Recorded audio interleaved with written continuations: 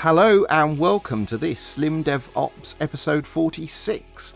If you're watching this after the fact on YouTube, this was originally streamed live on twitch.tv/SlimDevOps on the 1st of June. If you would like to join us interactively, then do head to twitch.tv/SlimDevOps and give us a follow there. And you could join in with Ashish, Linz and Eric and Takov and Esme and Big Pod and other members of our communities.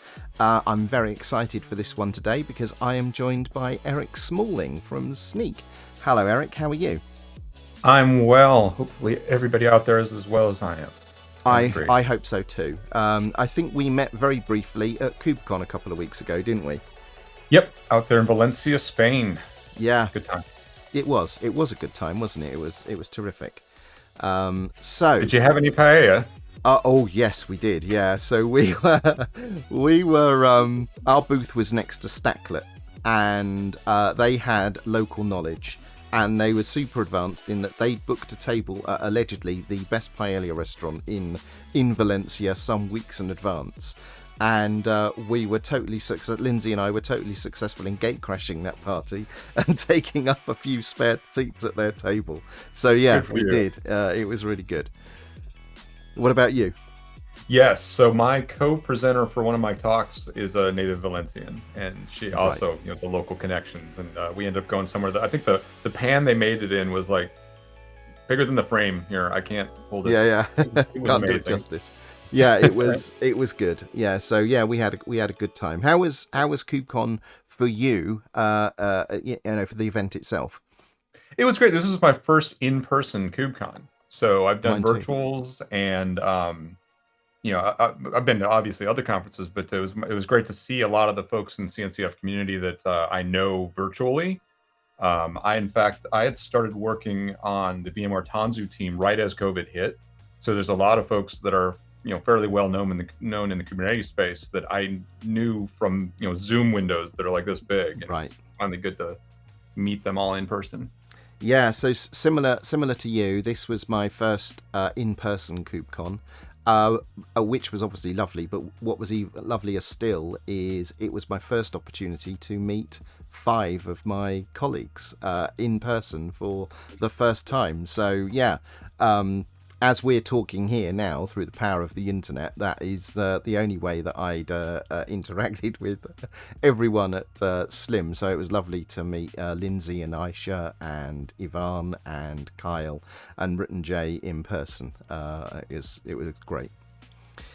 So anyway, we as fun as it is, we can't reflect on KubeCon and Valencia for too long. So. You work at Snyk, so can you just explain to us who Snyk are and what they do? Sure. So Snyk is if you've used our tools ever, if you've ever heard us seen our presentations, we're all about security scanning for applications, containers, IAC, your own code, things like that. But it's everything that Snyk does is aimed at developers first. Which is why I was interested in coming here. I've been with Snyk for about a year and a half. Okay. And I'm a developer background, which in the container space, which is where I specialize, is kind of a 50-50 bag. You got a lot of developers and a lot of sysadmins, both the dev and the ops. And I was really impressed because a lot of security tools often come from the sec analyst side of the house, where the job is to beat the I don't want to bash them, but honestly, as a developer, it feels like they're just beating you over the head with, hey, you've got problems. What have you done wrong? Whereas Snyk takes the opposite approach of, hey, we want to help you be part of the conversation rather than a subject to it. Excellent. So I've used Snyk on this stream on more than one occasion. So what does Snyk do for developers exactly? So I'm going to come at this from the container cloud native side because that's my area. Right. In addition to whatever I say here, we have all the code scanning and application library, software composition scanning stuff. But from the container point of view, when you're a developer and you're first starting to containerize applications, the operating system level knowledge that you have to have, that's often new. A lot of developers, I mean, there's a lot of developers who built Linux systems, or they've worked, alongside ops long enough that they understand some of it. But for a lot of developers, it's all new. You come in and you've got, what base image am I using? What distro is that on? Does that matter? What is apt-get? What is yum? What are all these things, and why do I need to care about how I use them? And what Snyk and a lot of the tools in this space do for us as developers is they hold our hands and they help us not only become aware of the problems that might be in these images, especially in the base images you're pulling in, but at least in Snyk's case, it helps give you advice as to how to fix it if there are fixes available, things like that. Yeah. You talking about base images is very interesting, because last week I was joined by my colleague Primoz, and we were looking at the sort of the trifecta of container best practice complexity versus the size of your image versus the security profile of your image. And it was interesting to us just what a difference the base image can make to your starting position in terms of the security profile of the container. And the outcome that we arrived at was what a lot of people would probably consider to be surprising, because the most secure starting position, based on actual analysis, and I have the blog post up so I can link to it later, was actually starting with Ubuntu as the base image. And we dug into why that was. Now, you could say there's a little bit of bias here, because I used to work for Canonical. I was engineering director for Ubuntu. But it was an interesting comparison, because what we can say is that in the experiment we did, Alpine came out on top in terms of the security profile of the base image. But when we looked at complexity, there was a different story to be told there. But with Ubuntu, they have a commitment to fixing all high and critical vulnerabilities in the distribution for the lifetime of the distribution. And actually, Primoz looked into it, and Red Hat and the Red Hat derived distributions have the same policy.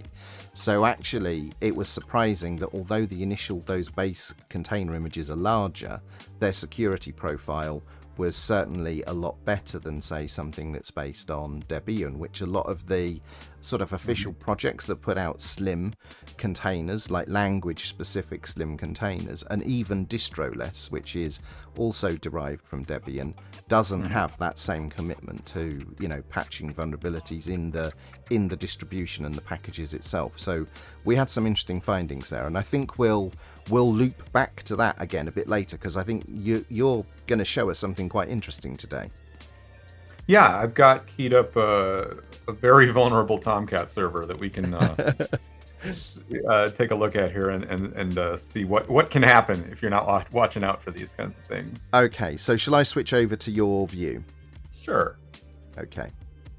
So that's just our homepage. Anyone who's done any Java development in the last, I'm old, so this was what I saw daily for many years, was the Tomcat front end. This is a very old version of Tomcat, and when I do this demonstration for people, I usually start with kind of level setting what we're looking at here. This is, imagine you're at a company, you're a Java JEE shop, and you've got this legacy app that's in maintenance mode. It isn't getting a lot of enhancements. It's the big cash cow at your company, and nobody wants to touch it. Right. And years ago, somebody sold this company on containers, and you can put it onto Kubernetes and have easy deployments. And they were right, but they took the mindset of, well, it ain't broke, so we're not gonna touch it. We're gonna leave it alone. And if you look at this Docker file, it's a very simple multi-stage build. If you've not seen multi-stage Docker files, it's just got two from lines, meaning you've got stage one where I'm building the app. In this case, I've labeled it build. We're just doing a standard Maven build using the official Maven image. And then the second phase, which is in this case, the final phase, we're building from the official Apache Tomcat image at that 8.5.21 version. And you can see we're just setting a couple files up and copying the content from the build into it. So that right there is a good practice. Yep. Because you're not bringing in Maven, you're not bringing in your source code. You're by using multi-stage, you are at least minimizing that base image sum, right? Yep. And last week we covered several different sort of container composition techniques to look at the impact on complexity and the size and the vulnerability, and we used distroless as a multi-part example to do something similar, although we weren't using Tomcat and Java. We were using Python as the sample application, but the principles are the same. Yeah, and while we're talking about that, so the distroless images are interesting because they are minimal. They take slimming to, you know, another level, if you will. And some shops can't use those because they actually do need to add a package. They have something they need, and now you become the, you know, you have to have your own pipeline just for the thing you need to add to it. Yeah. I love distroless images. I have no problem with them, but that's often one of those things that people don't realize until they start to play with them. The other thing that's interesting about distroless is you can't, unless you're using the SHA hash, you can't really pin to a version. So there are religious wars fought on this one, but some people really love to use the latest of whatever, and because they're able to build like this and always be getting the latest. But a lot of places, especially in the enterprise space, need repeatable builds, and they need to be able to, every time you build an image, know what is the base that this thing came from. And the hash works. It's a bit brittle. It's kind of some developers don't like it because it's not as easy to tell what you're getting at. So my personal taste, I've always recommended at least use a fully qualified, you know, Semver or Calver, depending on what you're doing. So that you're at least, even though you're not guaranteed like 100% that's not a mutable tag, it probably is. Right. And especially if you're using your own registries, which you probably should be doing anyway. To, you know, get into secure supply chains. But in this case, we're sticking with this official at 8.5.21, and I have that running. All right, find the right tab. This is just I'm just running in Compose just to be simple for this demo. Okay. And my IDE just crashed on me, so it's a good thing I got out of there. Bye. Live demos, folks. So we have this running, and I can show the browser. This is what we were looking at. That's what's running here. I'm hitting port 8080 localhost. If I go to the context of the app, we can see here's the to-do list app. I'm not really worried about my app at this point, because if I switch hats and I go into the hacker mode here, if I'm looking for vulnerabilities, one of the things that you can use as a source for that is looking at the release notes of your projects, of middleware in this case. And Apache Tomcat puts out a page of, this is the 8 series, right? But all the vulnerability fixes they've done. And there's a lot. It's been it has been around a long time. Yep. And you can see there's a remote code execution exploit that was fixed in 8.5.23. Remember, we're on 21. That tells me, the black hat, that say, hey, if I can find somebody that hasn't upgraded yet, they're very likely to be vulnerable to this. Now, you could try to figure it out by going in. This is our copy of the vulnerability database, our version of it, just like MITRE. I could dig into this and try to figure out how it works. But luckily, the security analysts have put out some vulnerability exploit database entries, including a proof of concept Python script that will look for and give a proof of concept of how to exploit this. Right. And I have that actually encapsulated in behind an alias in one of these tabs. If I run check, I imagine this was in real world. This might be some kind of war dialer style, you know, looking around the internet for things listening. I've got it pointed at my local IP just for the morning locally. And it says, hey, this is vulnerable. In fact, if I go back and add DOC.JSP, you can see there's a bunch of A's on the screen. So that's a JSP that I promise you wasn't there until I ran that script. Right. Which, if you've never seen a remote code execution exploit, this should scare you, because what I've done is I've added a JSP to somebody else's server effectively. Right. Now, putting a JSP in that says A's isn't really, you know, that scary. But if I do this other side, I have alias called phone, and I come back and change POC to PWN, it'll form here, and now I can type something like, who am I? I just ran who am I on the Tomcat server. In fact, if I go back to my shell, it's actually opened up a interactive shell here, so I can do env. I can run the commands right here. And the font's a little smaller here, so I was using the browser. What else could I could do? I could do things like this. Yes. So that tells me curls on the box in this environment. Yeah. I could have looked at my environmental variable. I can figure out I'm in a container pretty easily, and now I know that container has network access to Google or something that gave me a 301, and it has curl at my disposal. Right. So at this point, honestly, I probably would be getting a script from some S3 bucket or something that will start Bitcoin mining or do whatever I want. I know I'm root. Yeah. I could go on and on, but you can see that the blast radius is just growing and growing of what I could do now because I have root. And and because I have root, because I have a writable file system, for instance, I can edit things, because I have curl at my disposal. All of those things just compile or pile up on top of each other and can expand this. I've got a beachhead, basically. Yeah. So at this point, most people would say, well, we have intrusion detection systems for this. We're running Falco, or we're doing something that would have alerted us that you have installed software, or that you've, started pinging the network in ways that weren't expected. And that would be, that is good, and you should have that. But what scanners like ours do allow us to catch that ahead of time. In fact, the modern scanners are so fast, they can do it right on your command line, or in your IDE. If I go back to the terminal, I'm going to go back to the tab where Docker Compose is running, and I'll do a Docker images, and I built a few of these ahead of time. So this JavaGoof or Ridge, that's what we were just running. If I run our container test against that, and I'm feeding it a couple things. If you've not seen our scanner, Snyk is the tool you install. The CLI can scan all the different things. But here we're saying test a container, use the test subcommand. This is the image name. If I don't have it locally, it'll go pull it down. And then I'm giving it some metadata. I'm saying, hey, by the way, the Docker file that built that, I have. It's right here. That adds some extra hinting to the scanner so it knows what you're doing in the different layers. Okay. And then this flag is saying, in addition to scanning operating system packages and things like that, also look for any well-known libraries or things, the application vulnerability issues. So I'm going to kick that off. Okay. So that's not just CVE scanning. That's actually looking for common, let's call it developer error.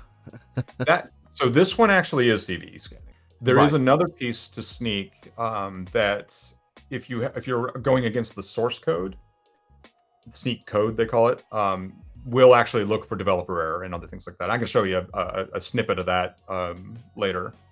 But here, when it was done, because I gave it the extra arguments, it actually did see, oh, you've got some log4j, vulnerable versions of log4j jars hanging around in there. And I need to look at our latest on this. I know they do dig into shaded jars. If I might have passed the marks or not, but if you're a Java geek, that's where you take a jar, take it apart, put it into another jar so that you can have namespace collision-free use of multiple versions of things. But the thing that is more interesting, you get your big list of vulnerabilities, and it says, hey, if you upgrade this to that, it'll fix these problems. But the part that I find most useful is here. Scrolled up to the container scan summary, and it's telling me, hey, you're based on Tomcat 8521. As we've mentioned, that's hella old. And that is bringing to the party 724 vulnerabilities, 67 of which are critical. Yeah. And the fun thing about this, whenever I show this, is that these numbers change every time I do this. In fact, I showed this 4 hours ago, and these numbers are now different because the vulnerability database is always moving. They're always updating it. And it's saying, if you were to do a minor upgrade to the .69 build, you would drop to 13 critical vulnerabilities. if you were to upgrade the major to 10, you drop to 4. And if you're really feeling adventurous and wanted to go with the Amazon Corretto JVMs, you could all drop down to 0 criticals. In fact, just a few mediums left. Right. So even as a junior developer who doesn't know anything about Tomcat versions or CVEs and all that, I can take this and have an educated discussion now with my lead engineers, my security analysts or whatever, and say, hey, and they might say, well, this is a really old app and we're not ready to go to Tomcat 10. I don't think it'll run on Tomcat 10. So let's at least get to the latest version of Tomcat 8.5 and take a look at what these vulnerabilities are. And, that discussion can start, and you can prioritize a much smaller set of situations. Yep. But more to the point of what we were talking about before, that's great. So scanning to find known vulnerabilities and get them out of the way is great. But there are other things you can do that I think are as important or more important. And that is protecting yourself against 0 days or things that aren't maybe not 0 day, but don't have a fix yet, like these 13 critical. There might be something in there that you really care about, and that's where I don't want to turn this into a monologue here, but that's where the what's in your image really matters. Right. The size of that image. There's a lot of people, especially junior developers, they think size. Who cares about size? Hard drives are cheap. Network I got 100 gigabit connections. I don't care about transfer speeds for images, but it's all about like I was talking to pen testers a while ago, and one of the terms they kept using was they live off the land. Getting into a server and then finding out what's available. The fact that I had curl available to me, that allows me to get things without having to install curl or wget or some other connection tool. Indeed. And I would like to build on what you've just outlined there, but before I do, we do have a little bit of feedback from one of our community members. This is Takov. So Takov says, nice. And I wanted to add that I would recommend to any developer to just fiddle and play with Hack the Box and try Hack Me, which is more new user friendly, to get the sensation of what should be the implication of these security issues. For example, there was a really nice multi-layer challenge called The Great Escape, which demonstrated misconfiguration and vulnerability. And that is kind of where I wanted to jump into this, because Takov makes a very good point. And they have another question, which we'll get to in just a moment. I've seen it. So, for example, if we were to do as is advised here, go for a minor upgrade to Tomcat 8.569, then that significantly improves the security profile of this container. But what this doesn't guard against is, let's say, for example, that your application itself has a bug that makes it vulnerable, and the application can be exploited and is successfully exploited. As you've just demonstrated, you have a well-instrumented container there, and it's not running as an unprivileged user, and you've got all of this tooling available. And so one of the things that we see the advantage of is using DockerSlim or Slim.AI to minify the container, to remove everything from the container that the application does not require, which, generally speaking, will include things like wget, curl, all the shells, unnecessary interpreters. We see an increasing number of production containers. So Aisha, who you met last week, did our container report, and I hear that she's working on a revised version for this year. Looked at the top 120 production containers from Docker Hub from the official projects, and we saw an increasing number of dev test, QA and infrastructure tooling inside those container images, which are all ripe to be used against you if somebody successfully compromises your container, either through a vulnerability in the framework you're using or a bug introduced yourselves. So this was something we looked at last week. And when you look at this opportunity to get down to 13 critical and 14 high vulnerability, 7 medium and 144 low. That's across the entire container image, and that could be in libraries and components that are just in the image. When we looked at a Python-based example last week, we got down to the point where we could prove using the Docker Desktop extension, the Slim.AI Docker Desktop extension, to analyze the Slim container, that none of the medium and low risk vulnerabilities that were identified in our security analysis, none of those components existed in that Slim container. So we knew that that container was entirely free of all vulnerabilities and all tooling, which is, what people need to be thinking about. And so Takov goes on to ask this question. What's the limitation of the Snyk tools or pricing? So everything I'm talking about is free. We have a free tier for everything we provide from the scanning point of view. It's rate limited. So from the CLI, the containers, I believe, even without even signing up for a free account, you can do 10 per month. You sign up for a free account and authorize it, and you get I want to say 200. Don't quote me on that, but it's a lot. If you are an open source maintainer, you have a project that meets the Open Source Foundation's rules and licensing and everything else, we have a program for that to give you enterprise level features for free. You go, I don't have the link handy. It's Snyk.io/open source projects with hyphens. Right. I'll get the link before the end of the show. But okay. We have that. But for developer, just individual developers using it at a company, you're free to use all of this stuff.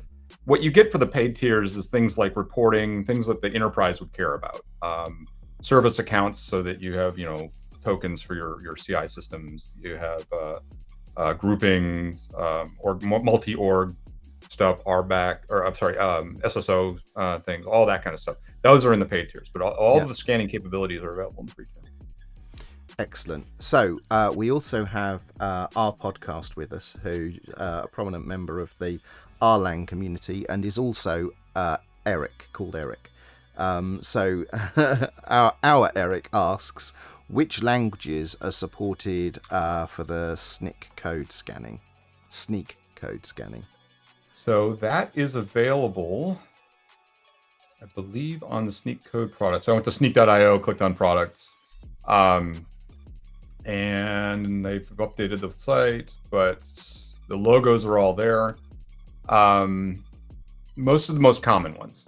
Unfortunately, I don't think R itself is, but I'm not sure. I'm not an R developer, so I'm not a big reporting person.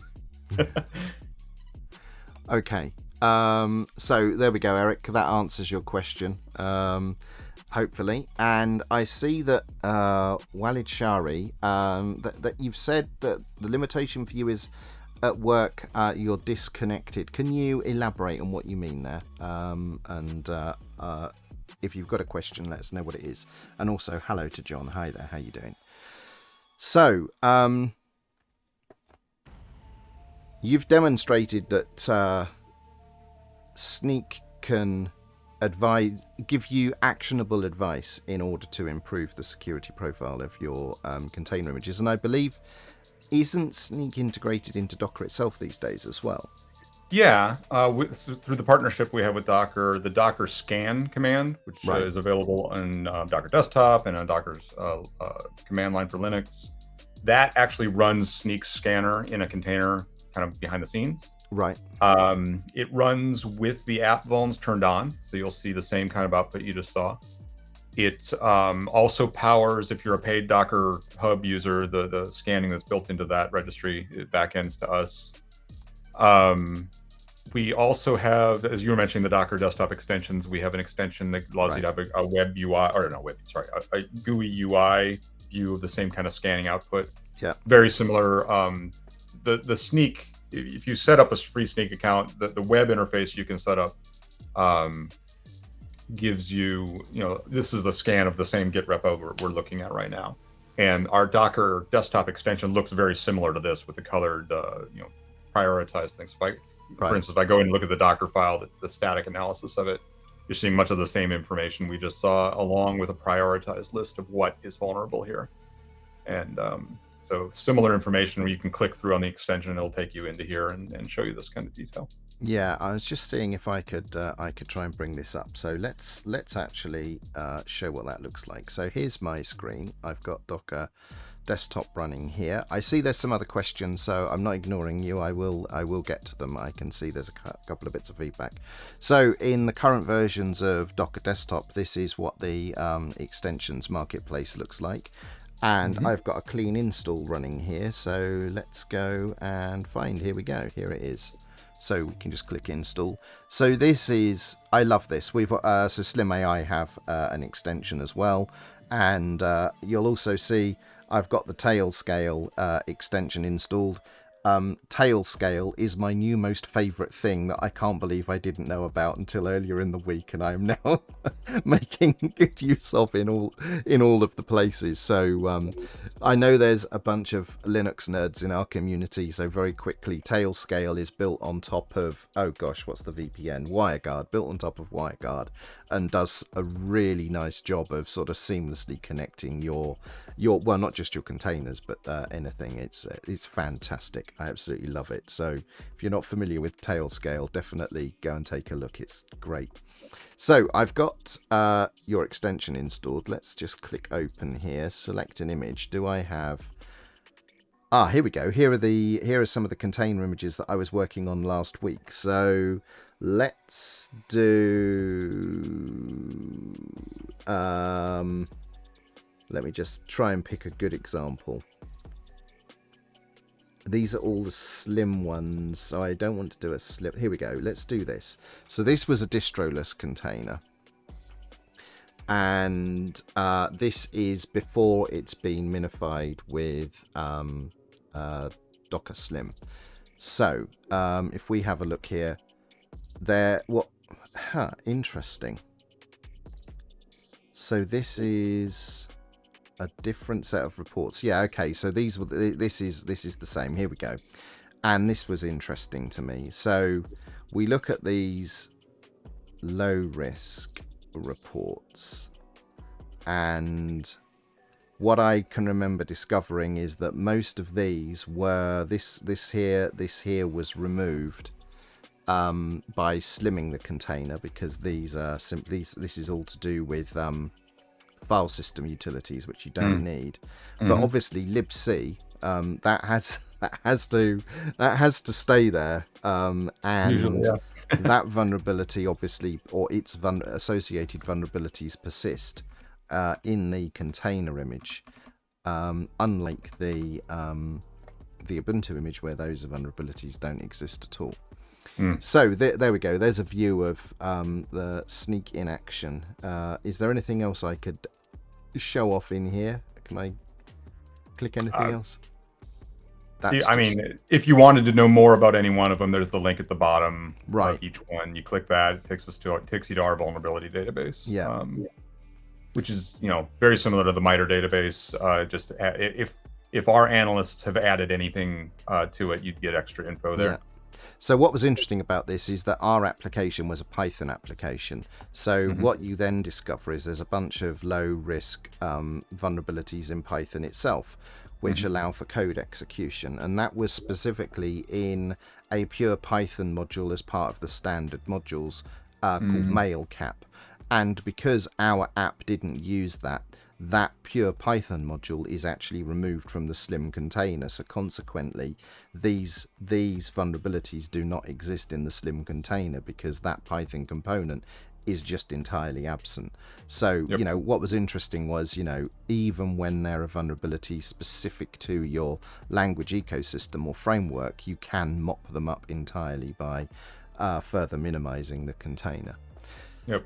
So I'm just going to switch back to the view of both of us. We can dance back to some of the others, because I see there's some questions. So right. So one of the bits of feedback, I just need to map this up over here, was some of these usernames are difficult to answer. So Valid Shari says their internet is disconnected at work, so I don't think we can use Snyk as it needs to talk home. Is that an accurate statement? Yeah. Hi, Waleed. I know Waleed very well. Okay.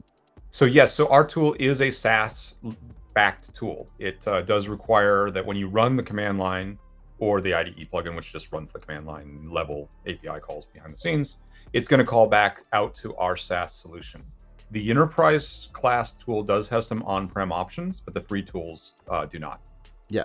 They have like a broker kind of a setup where it does a kind of a middle authenticated proxy kind of a setup.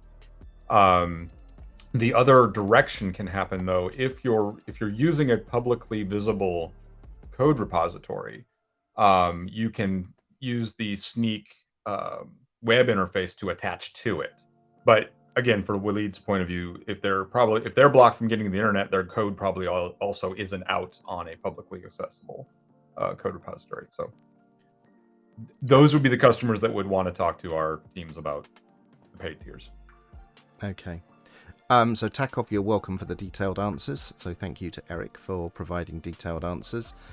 John is referring to WireGuard. I'm talking specifically of Tailscale, which is built on top of WireGuard. John, you should definitely check it out. I think you'll like it a lot. Our podcast confirms Tailscale is amazing. It really is. I hadn't heard about it either until that extension came out. Which kind of proves Docker. I was kind of like scratching my chin about extensions when they first talked. I'm a Docker captain, so I kind of hear things. Yeah. But as soon as I saw the marketplace and realized the discoverability of tools like that, I was sold, because it's like that knowing something exists without having seen it in a conference talk is the hardest part about the world we live in. When there's a new CNCF project every 3 seconds, right? So that was. Cool. So just as a little aside, that was the most fascinating thing I learned at KubeCon, is there are consultancies that exist in the world and their whole business model is just to explain the CNCF landscape to organizations, to orientate them so they can understand this zoo of solutions, and I feel like there's a bigger problem that needs to be solved there. I'm not sure having at least 6 consultancies that are just experts in that is the right solution. I'm not sure I'd want to be in one of those consultancies. That's a lot to keep track of. Indeed, that's a lot of balls to keep in the air. Primosh, who I work with, says he's delighted to see that C# is supported in the scanning tools. And so Eric, our podcast Eric, goes on to say he's hoping to see R start to get supported for the security scanning tools. And so you say you might follow up. Now Eric does tend to follow up on things. So what have you got in mind there, Eric? Let us know what you considering in terms of follow up. And then I see Esme says kernel bugs. Yeah, well, that's a different problem, of course, because we're beholden to the host operating system. So you definitely want to be running your infrastructure on top of, if you're doing it yourself, you want to make sure you've got things like live patch enabled in order to mitigate against kernel vulnerabilities. And failing that, then you're in the hands of your cloud provider, who will be following that stuff with great diligence, I imagine. I think that wraps up. Okay, so our podcast just says that he's happy that data science support is still in high demand. Okay, so I think that's all the questions. If I've missed any, please just resubmit them if they've scrolled by and I didn't catch them all. So I think you've got some reference material that we can share in the chat, right? You had a link to the container that you were using as the proof of concept, right? Yeah, if anyone wants to play with that application, it's a highly vulnerable app. I do not recommend you install it anywhere close to your company's servers. But there it is. Yeah, I can't see the chat, so if you put it out there. Yeah, so here we go. I will switch over there. So I've put it in the chat, and what I will do is do this. It is here, and I would say that probably in our community we have Takov, who was speaking to us earlier. I know he has a keen interest in capture the flag type, events, and is a member of several security orientated communities here in the UK. So this may well be something that Takov can have some fun with and use to develop further example material from. But you'd also got a blog post which I have open here, which is 10 Kubernetes security context settings you should understand. So this, my colleague Matt from the UK and I put this together last spring, actually, because we were getting a lot of questions on webinars that we were doing about security context. People didn't really know what all you could do with security context. And in Kubernetes, security context is the API for controlling security-related concerns on top of your pods and containers. So we put together this kind of the top 10 out of the, 12 or 15 of them, but this is like the top 10 things that you really should do and why. So by all means take a look at it. We actually fixed a typo in it that was out there for a year and nobody noticed. So it's fresh. If your caches say it's new, it's because we just fixed a piece of it. But it's been very well received. It's one of those long tail ones that just keeps on getting clicks. Yeah. So it's interesting. So there's a lot of overlap with what we talk about here about container best practices. And number 4 is interesting to me, SecComp profile, and I'll explain why. One of the side benefits of using DockerSlim is that because of all of the detailed application knowledge that DockerSlim and Slim.AI has to generate in order to minify the container, there's enough information there that we can automatically create SecComp profiles and AppArmor rules as well. So they're a byproduct of minifying your container, so you can add that additional sort of wrapper of security around your container images. Very cool. And then you have a playlist here of some of the videos that you've done, and I'll paste a link in here into the chat for those that are with us now, and for anyone who's watching this after the fact, we'll have all of these links included in the video description. And then I was referring to an article that we were working on here last week, and this is it. It's complexity versus size versus security. So I will paste that link as well in here for anyone that wants to take a look at that now. But there were some interesting outcomes that we discovered when we ran through this event, that ran through this data last week. Right. So I don't see any other questions, so I think we got good there. Is there anything else you wanted to touch on before we put a bow on this?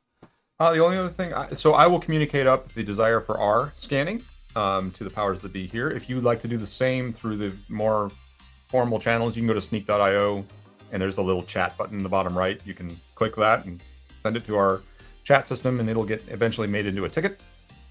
We also have a community Discord and website at devseccon.com, and feel free to jump in there. And if you click the join the community, it'll dump you into the Discord server, and we're all in there and happy to answer questions as it be. And of course, I'm Eric Smalling on Twitter and LinkedIn and pretty much anything else. So I have a question. Our podcast is well connected in the Erlang community with the lead developers. If there is interest in adding another language to Snyk's security scanning, is there anything that language communities can do to help accelerate that? Hit me up. I'm not the person because I'm container boy, but I can funnel that information and get you to the right people. Get into the DevSecCon Discord and start talking about it there. But honestly, the one that's might move the needle fastest is going to Snyk.io and opening the chat and asking for it there, because that will open the tickets with the product team directly. That that's probably the most effective way formally to do it. But Okay. I'm happy to take the comments and pass them on. Okay. So for our podcast's benefit, I've just put a link to your Twitter account in the live chat here, so he now has the means to get in touch. Right. Well, I think then, thank you first of all very much for explaining all of that and giving us some actionable examples of what Snyk can do for developers. It's all out there for you to use. So for those of you that are like us container enthusiasts, there's another tool you should definitely equip your tool belt with that can help you make better quality production containers. Thanks, Eric. We're going to put a bow on it here. We'll be back. We're obviously coming out a day early today, but we'll be back next Thursday. Topic as yet undecided. We've got a bucket of options, but yeah, we'll be back. It may well be one of those crazy challenges that we do from time to time. We've got an idea for a crazy challenge, so we might have a look at that. I don't see any other questions, so thank you, Eric. Thank you, everyone, for coming. Thanks for having me. We'll wrap it up there. Thanks, everyone. Bye for now. See you soon.